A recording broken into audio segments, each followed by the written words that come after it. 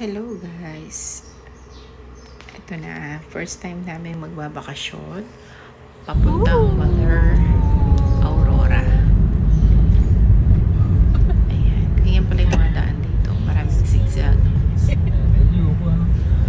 Stop muna kami. Kumain muna kami ng lunch dito sa Casa Poblador. Ayan. Siyempre, sigang ang ulam, Joseph Marco. Pagtapos namin dyan, diretso na ulit kami.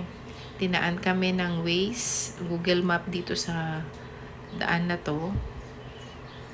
Ayan. Pero may option pala na hindi ka dadaan dyan. So, sa pupunta sa Hermanos Leisure Farm, pwedeng hindi dumaan dyan.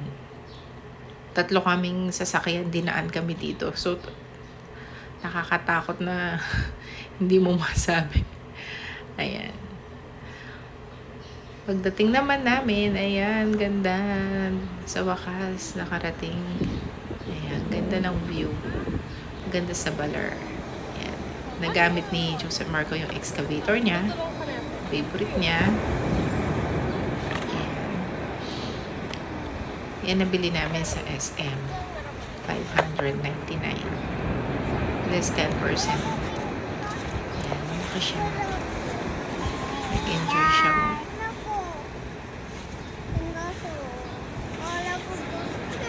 Pati yung isang excavator niya excavator niya sa Lazada. Mura lang yan. Apat yan.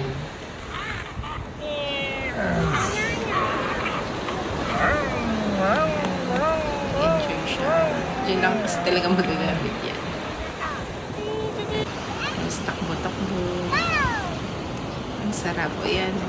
Isa-isa ni Joseph Marco. First time niya sa Baler. First time din niya mag-long drive. Kasi talaga long drive yung nangyari sa amin. Salamat for watching.